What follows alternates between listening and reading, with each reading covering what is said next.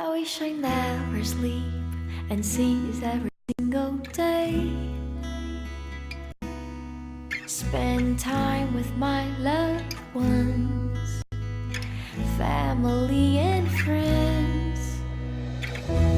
All I want for life is to be safe and sound. We're always here with you. Ei, você, leitor e leitora do Portal do Holanda, eu sou Humberto Amorim e estou de volta para apresentar nesta sexta-feira, já sextou para todos nós.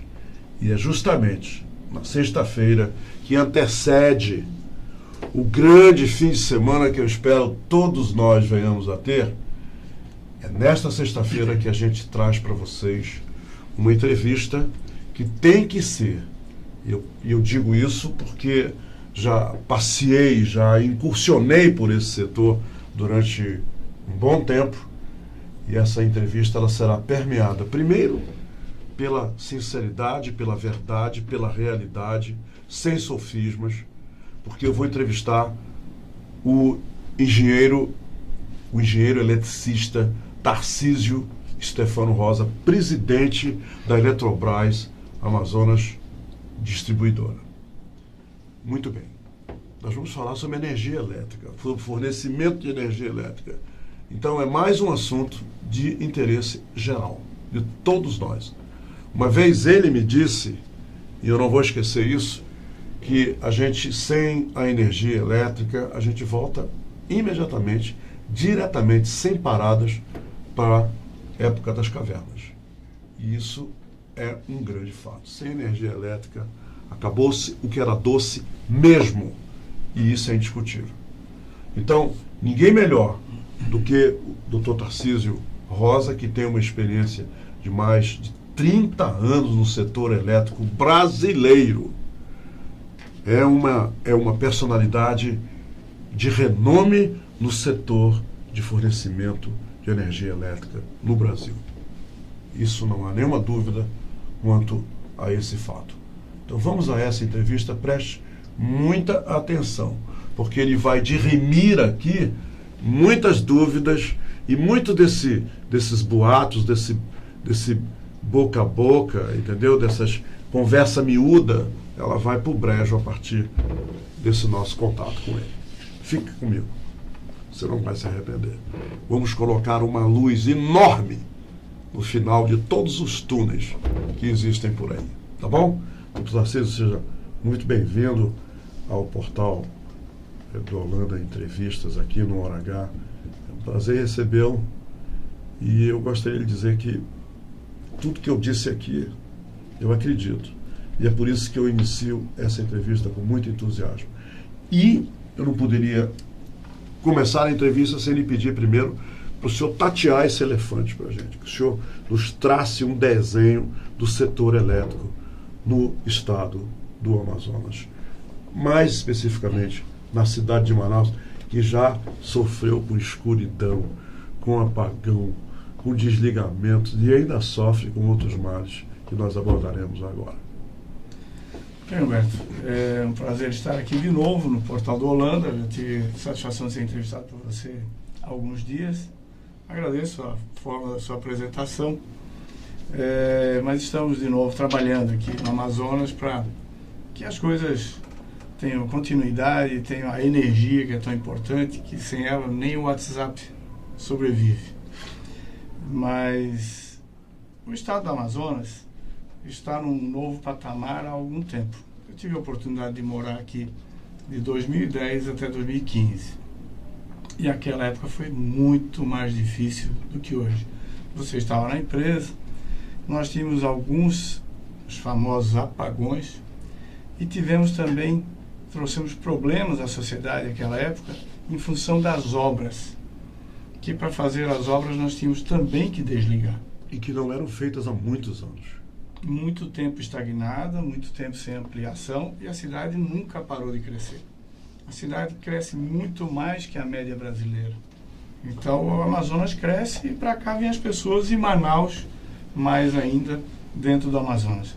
As obras feitas de 2010 até 2015, e aí foram subestações em 230 kV, em 138, o próprio linhão de Tucuruí conectando Manaus, e as grandes obras feitas em Manaus foram para receber essa energia através do linhão. Ele está aí. Ele foi posto em operação em testes em 2013, em operação comercial definitiva em 2015, e hoje é uma grande fonte de energia alimentando Manaus, mais Figueiredo, Iranduba e Manacapuru. O linhão de Tucuruí. O linhão de Tucuruí em 500 kV. Ele vem de Tucuruí até aqui. Isso significa dizer que Manaus está interligado ao Sistema Nacional de Energia. E Nós isso a partir de podemos 2010, né? Porque antes, presidente, era um sistema isolado, né? Até 2013 foi totalmente isolado. De 2010 a 2013 nós trabalhamos para ampliar a rede dentro de Manaus, com novas linhas, e ao mesmo tempo que estava sendo construído o próprio linhão de Tucuruí. É uma obra gigante, tive a satisfação de sobrevoar até a usina de Tucuruí. Isso nos coloca Manaus interligados ao sistema nacional. Em tese, nós podemos mandar energia aqui de Manaus, produzida com gás amazonense, mandar energia até o Rio Grande do Sul. E podemos receber de lá.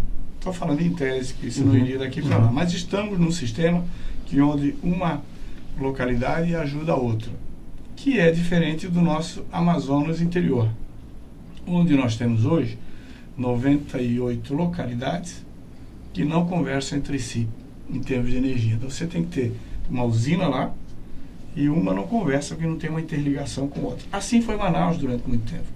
E esse era um desafio muito grande de segurar. Quando tínhamos um desligamento maior, o tempo de retorno era muito grande. Você tinha que comandar 500 e tantos geradores para alimentar a cidade de Manaus. Se a gente quiser comandar 500 pessoas, a não ser que seja um exército muito bem treinado, para responder a um comando, quando se fala em máquinas, elas não respondem igual às pessoas. Era complicado.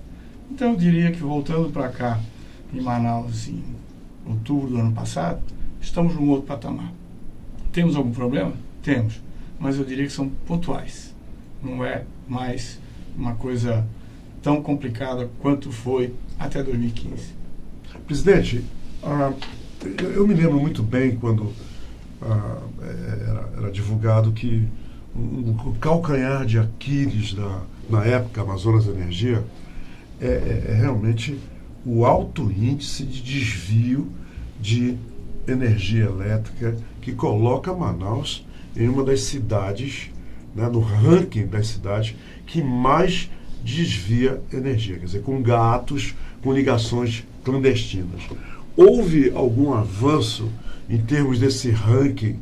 Quer dizer, houve porque foi criada uma delegacia para o combate, foram criados vários projetos e implementados. Esse quadro melhorou do consumo clandestino? Diminuiu? Houve uma queda sensível nesse problema? Não, nós estamos com um problema bastante grande. Nós tivemos mais ações de combate, tivemos prisões, temos a delegacia especializada, tivemos um evento em janeiro desse ano onde 21 pessoas foram presas, ligadas à nossa própria empresa, prestadores de serviço e até empregado próprio, um empregado, foram todos demitidos. Temos ações policiais coordenadas pela delegacia especializada junto com o nosso pessoal técnico, mas tivemos um fato que complicou um pouco, a própria crise que se abateu no país e por extensão ao Amazonas. Mas por trás de tudo isso não existe uma cultura desse consumo irregular? O que é que o senhor acha? Existe uma cultura, existem as dificuldades. A cultura, sim, ela é muito forte, mas existem as dificuldades. Nós estamos numa cidade que tem uma temperatura muito elevada e o ar-condicionado deixou de ser luxo. O ar-condicionado é uma necessidade, as pessoas precisam usar isso. Mas o que falta mais é que as pessoas saibam que existem incentivos, existem contas com descontos e com incentivos para que as pessoas tarifas sociais, essa, quer dizer. Tarifa social. E isso não traria prejuízo para a empresa. Se a empresa vender energia para alguém a 10, a 30, 40, 50, 100 reais e custar mais, há um subsídio, desde que regularizado. Este é o grande desafio da Amazonas Qual é o Distribuidora. percentual hoje, presidente, de consumo irregular de Nós energia estamos em Manaus? da ordem de 35% da energia consumida, ou seja, da energia que nós produzimos, nós não faturamos. Dos 100 sapatos, pares de sapatos que vocês produzem por mês, 35 pares inteirinhos não são contabilizados. Não são contabilizados, não são faturados e é um prejuízo grande para a sociedade também. Não vamos imaginar, e isso é um erro que às vezes ouço as pessoas, não, esse é um prejuízo da Amazônia. Não, é um prejuízo nosso que pagamos a conta. Quer dizer, nosso, todos pagam, todos pagamos pelo que é desviado. O Brasil inteiro, quem paga a conta de energia, paga um pouco desse furto. Quem paga a conta, paga um pouco. Eu, você, todos que tiverem conta.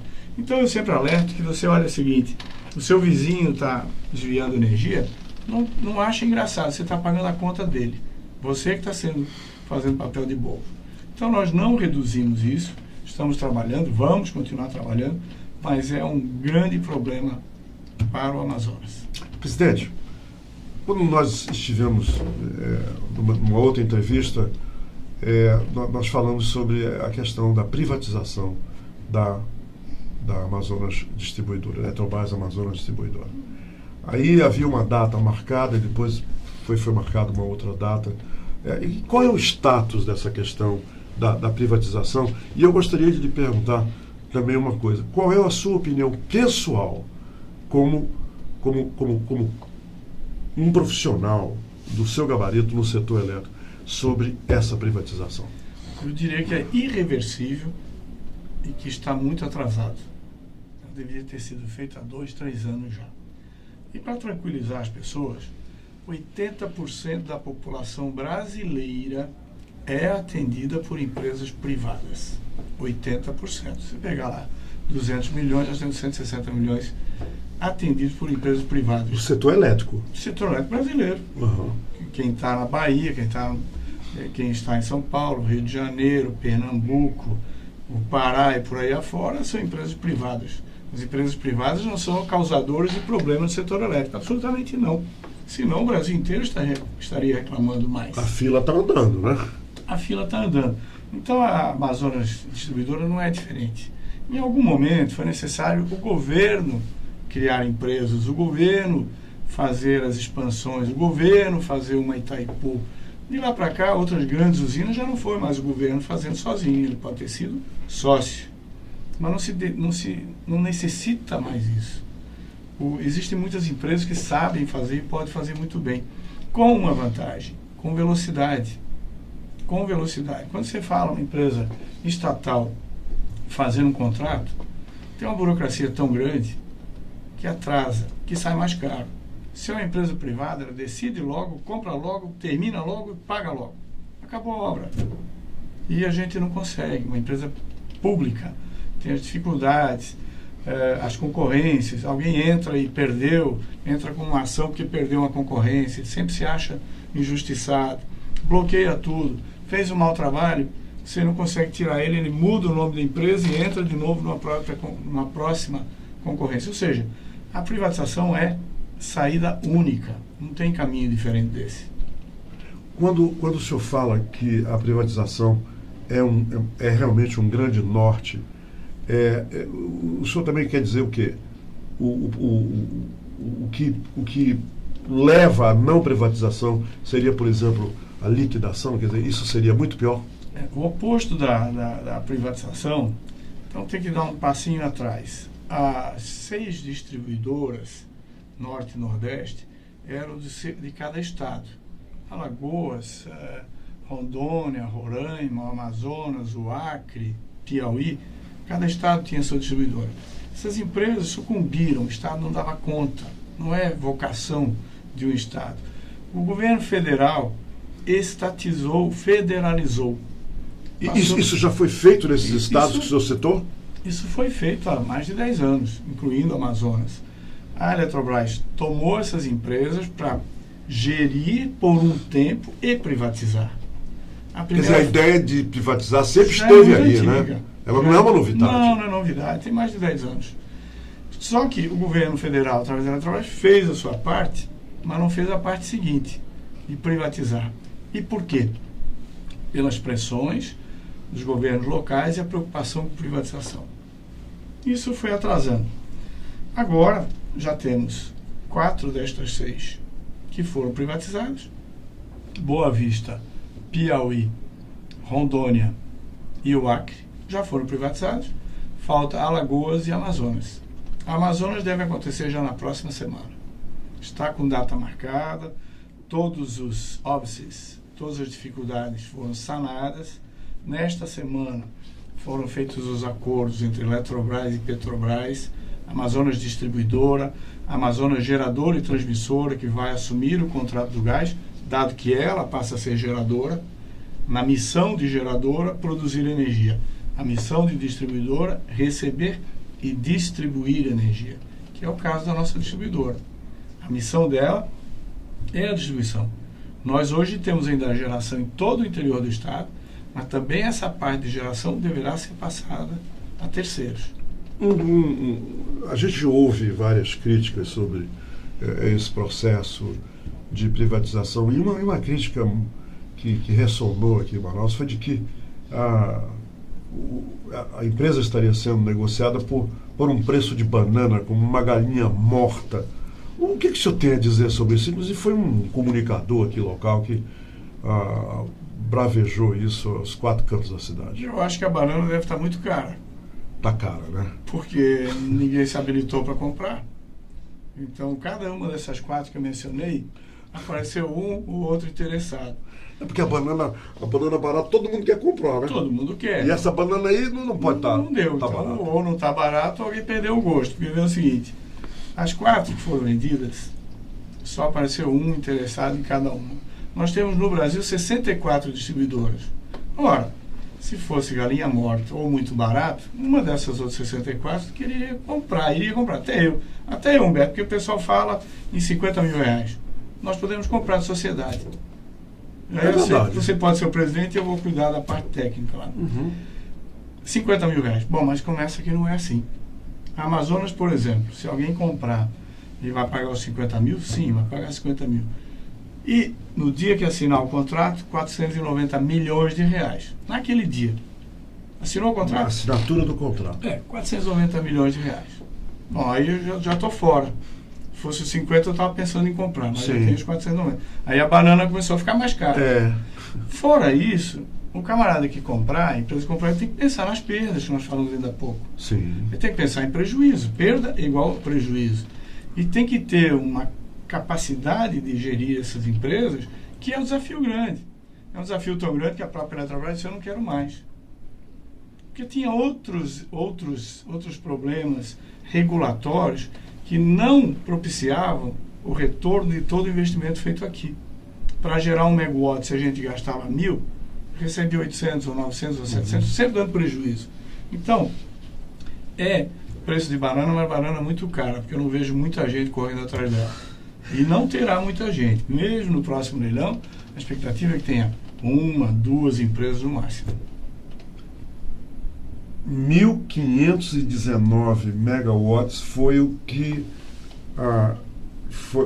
foi utilizado recentemente pela empresa devido ao calor aqui em Manaus. O senhor poderia nos dizer essa distribuição de megawatts?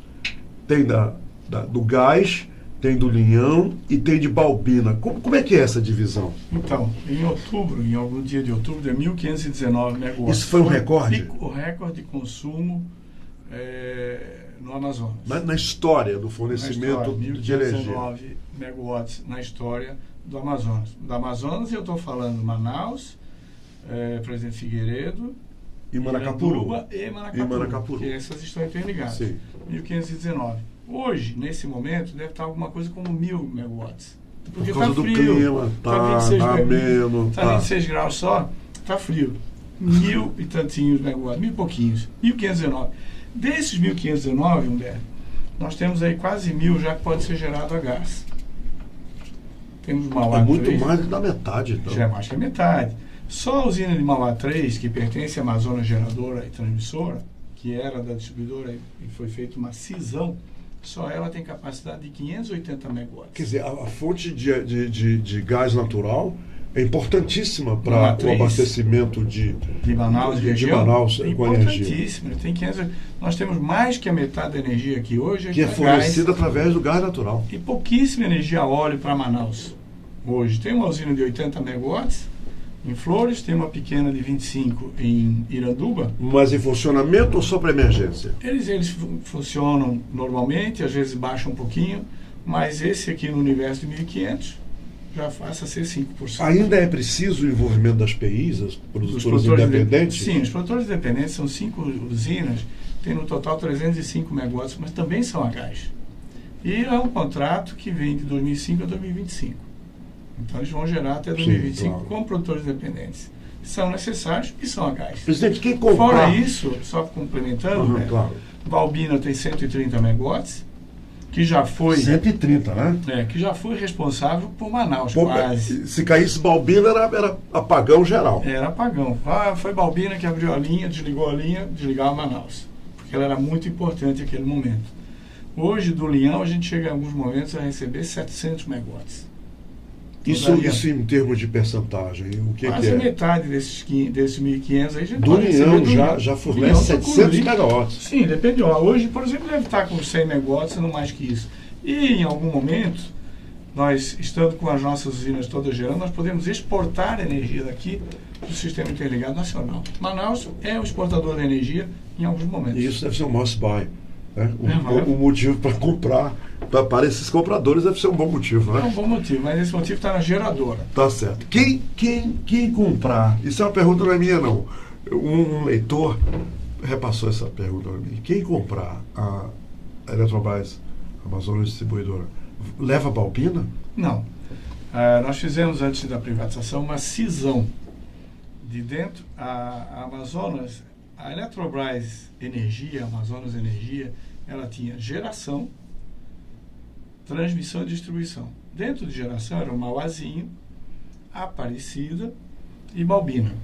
Essas usinas ficam na geradora. A função da geradora, o papel da geradora é produzir energia. Que é uma outra empresa. É uma empresa independente ligada à Eletrobras. Sim. Assim como nós estamos hoje ligados à Eletrobras.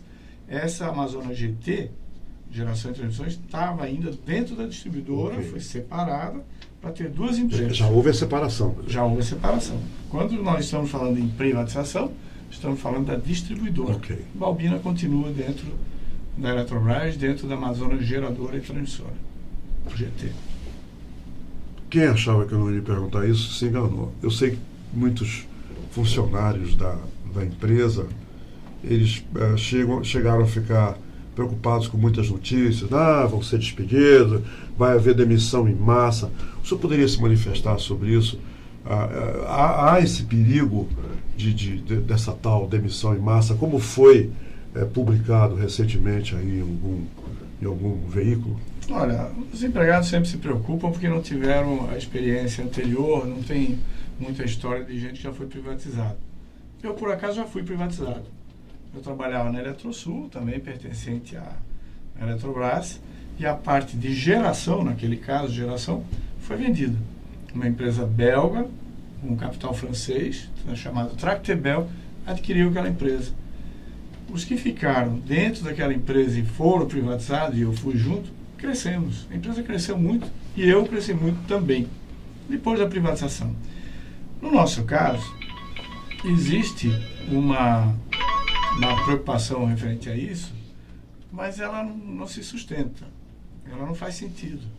Eu dou um exemplo mais fácil de entender. Nós estamos num avião em pleno voo. Mesmo que o piloto fosse... Alguém trocou de dono do avião, o cara não vai mandar o piloto sair de lá naquela hora. Claro Ele vai aterrissar, se acomodar e ver o que faz. Mas também não pode demitir todo mundo. É uma atividade que exige conhecimento específico. Sim. Ninguém, se eu falo também, uma fábrica de carros, se fechar uma marca, fechou a Volks, eu compro de outras marcas. Mas aqui no Amazonas, se alguém disser assim, fechou a distribuidora Eletrobras. Fechou, mas não fechou. Tem que ter energia. Sim. Para trocar o dono. Mas não vamos voltar para as cavernas? Não mesmo. Sim. Ninguém vai deixar acontecer isso. E uma coisa interessante, não adianta botar o Exército, Marinha, Aeronáutica, querer tocar uma distribuidora. Não. Não é o expertise deles. Precisam das pessoas Quem comprar tem que contar com pessoas. Ah, ficam todas ou não? Isso é uma outra história. Se você compra um hotel que era meu, você vai dizer, não, eu preciso mais gente, ou menos. Sim. Isso é ajuste. Mas não que vai haver uma demissão em massa e acabou todo mundo e acabou a vida de todo mundo. Não, absolutamente não. Presidente Tarcísio Rosa, eu não poderia também deixar de agradecer a Silvana, que está na sua assessoria, e também Rodrigo Félix, muito carinho por eles, que nos ajudaram a desenhar essa entrevista e a gente concretizou hoje, principalmente por causa do empenho e desempenho deles. E muito obrigado por ter vindo aqui. E nós acreditamos que o melhor está sendo por vir. The best is yet to come. The best is yet to come. E isso se aplica perfeitamente a essa situação. É uma crença minha da privatização da empresa de energia que abastece Manaus. Eu tenho certeza. E que o senhor preside com muita capacidade e profissionalismo. Obrigado. Eu tenho certeza que é um caminho, como eu falei, irreversível e trará novas oportunidades para as pessoas e trará um futuro maior. Vai ter mais agilidade, entra com recurso, com trabalho. As pessoas vão talvez começar também para sair essa dúvida de vai, não vai. Isso é muito chato. Sim. Isso atrapalha todo mundo. Então tem um novo momento que todo mundo comece com o primeiro dia de muitos pela frente. E eu também há um sentimento, né, presidente, que a grande maioria das privatizações sempre levou ao progresso, ao desenvolvimento maior. Pelo menos é que todo mundo sabe disso. Como eu falei que não é preço de banana e o camarada tem que botar uma essa da banana eu gostei. Tem que botar uma boa grana lá. Sim. E aí vai ser aventureiro para botar o dinheiro hoje e perder amanhã. Tá certo. Ele vai querer ver resultado. Para ver resultados, tem que contar com pessoas. Não há outra forma. Muito bom. Eu agora quero encerrar a entrevista de forma muito informal. Ele tem uma frase muito interessante. Uma frase que ele ensinou para mim. É que o melhor lugar para se guardar um vinho é na memória. Essa é a frase que ele me ensinou. Eu não sou especialista em vinho. Não, mas ele e é verdade. Por isso eu vou falar uma coisa só para o senhor. Eu espero que amanhã à noite o senhor se predisponha, a partir de agora, a ouvir um bom jazz, a curtir alguns vinhos que você pode ficar na memória, harmonizando com uma grande eu não vou dizer quantidade, mas com uma qualidade maravilhosa gastronômica. Amanhã à noite no restaurante Palhoça, a partir das 21 horas. Espero tê-lo lá. Estaremos lá. Com muito jazz. Muito jazz. Tá bom? Obrigado pelo convite. Obrigado, presidente. Muito obrigado mesmo. É assim, minha gente. Hoje é sexta-feira, né? Eu não poderia encerrar essa entrevista de outra forma. Eu desejo a vocês fé, mas muita fé mesmo, de que o melhor sempre está por vir. E acreditem, o que ele falou porque sabe, conhece. E não tem por que enrolar ninguém. Tá bom? Um abraço para todos, bom fim de semana. Se beber, não dirija, tá? Não cai nessa. Tchau, pessoal.